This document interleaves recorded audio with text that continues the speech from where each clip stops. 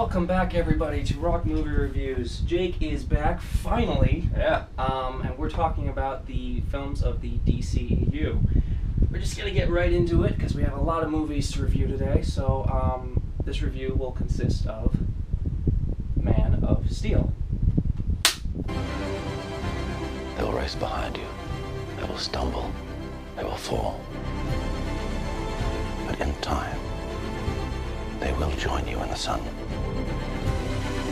In time, you will help them accomplish wonders.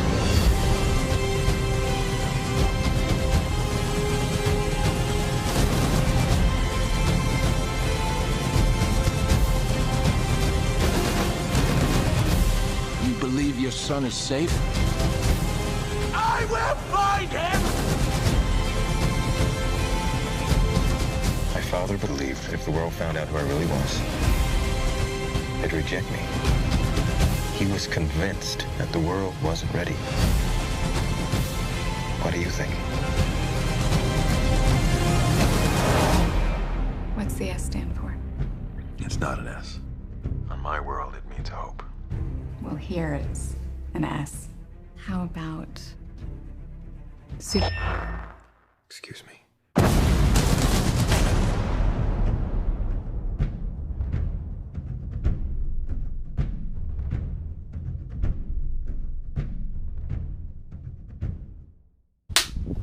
Perfect. So, this is an interesting one. Oops, you okay? Yeah. This is an interesting one for me, because I'm not a big Superman fan. I'm not either. I don't really love the character. I never found him that interesting. He was like one of the most underwhelming superheroes for me.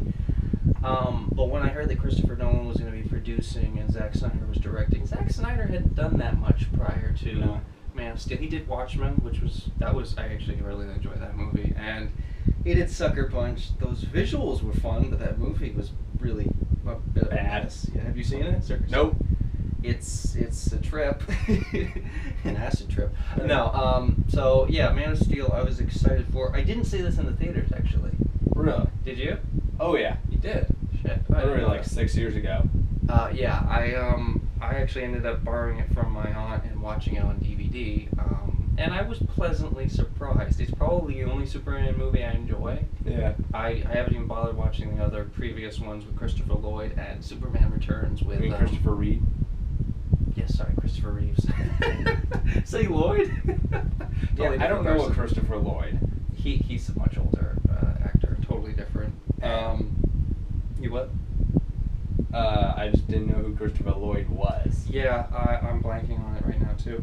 There was a Superman Returns with Brandon Routh as well, and I never watched that either because that was I think that was a Brett Ratner film. I can't remember. Doesn't matter. So we're talking Man of Steel. This movie, like I said, pleasantly surprised me. It's your standard Superman story. His planet gets destroyed, and his parents send him to Earth, and then a farmer family basically takes a farmer husband and wife take him in and raise him as their own, and then eventually he finds out that he's this actual alien and this being, and then Zod, General Zod, played by Michael Shannon, he comes to pretty much just destroy Superman, right? Pretty much. Essentially, yeah. So, that's a pretty standard story. We've seen it in other Superman movies. This Superman movie has more style and more of a dark edge to it than most of the other Superman movies. I would say it's the darkest. I would definitely agree with that. Yeah. So, like I said, I enjoy this movie. I have problems with it, for sure, and I know why some people really don't like it. But, let's talk about the cast. Henry Cavill? I think Cavill. Henry Cavill as Superman, or Clark Kent. He's a good job. Yeah. He's a good job. I think this is still my favorite performance of him as Superman, and when he got later into Justice League and BVS, I felt like his character didn't have as much to do. No. I was like, So I liked him in this. Russell Crowe as his actual dad. What was it? Jor-El, I think his name was. I don't remember. Yeah, because Superman's Kal-El. He was good for the limited screen time he had. I don't remember who his actual mom was played by, but she was good as well. Gotta look it up. Amy Adams as Lois Lane. Yeah.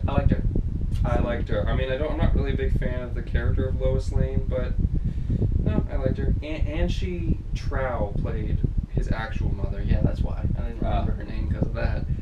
And Diane Lane was his adopted mother. Yeah. She was good. And she was good later on in Batman v Superman and Justice League. She actually is one of the only characters that carried over from Man of Steel, besides Lois Lane, that I liked the presence of. Kevin Costner, who played his adopted dad. Kevin Costner's always good. Yeah. He is. They kind of, I don't know if they had to really, I know they had to kill his character off, but the way that he died, like in the tornado, I was a little conflicted on. I was like, what? You couldn't have just had him, like, really? He just had to stay there and watch his adopted dad die, you know? Yeah. It just seemed kind of dumb.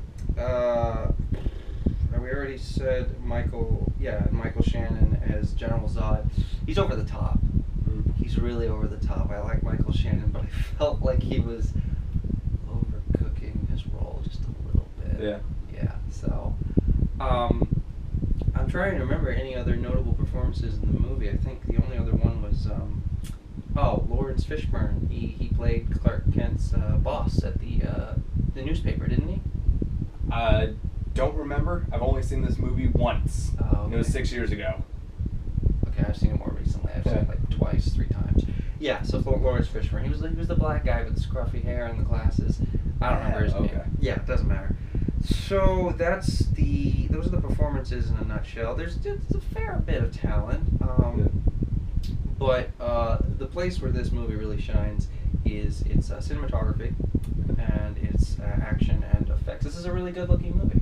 Yeah. It is, and Zack Snyder has that visual flair, and I think he did a good job of bringing it to Man of Steel.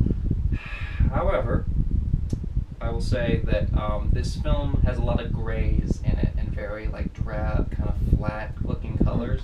It's not a very colorful movie. Yeah. So I don't know if you felt the same way, but I felt like it was, at times I felt it was too dark and too flat and just gray. It needed more life to it. Do you know what I mean by that? Yeah. Like for instance, I guess I just don't care about color. You just don't care about color. No. It looked fine, but it's just like even his homeworld, Krypton, correct? Yeah. It just looked kind of like a big CGI, effects-driven thing, you know, and there was just a little too much going on. But anyways, the effects are what lacks in a lot of the DCEU films, to be honest. Yeah, or sometimes it's the oversaturation of them. Yeah. Where they use them too much. That makes sense. Yeah, but the action is very exciting. Like when he's fighting Zod at the end. Granted, the way that Zod meets his end is very controversial and is not going to be for everyone. I didn't mind it as much as other people. I mean, he was put in a very hard position where he had to either save a family or let the family die. You know, and how else was he going to stop Zod? He was put in a really tough position, so I understand why he did it. Could he have done it differently? Probably. But it is what it is. He snapped Zod's neck, and goodbye Zod. So the action and the cinematography, they're good in this movie. I just wish that there was more color and there was less effects. I like the use of practical effects in action movies more. Same. So I feel like this movie was a little bit CGI heavy, if I'm being completely honest. Yeah. The musical score, on the other hand, I'm trying to remember who composed the music. I know you don't pay a huge attention to music. Oh, Hans Zimmer. Oh.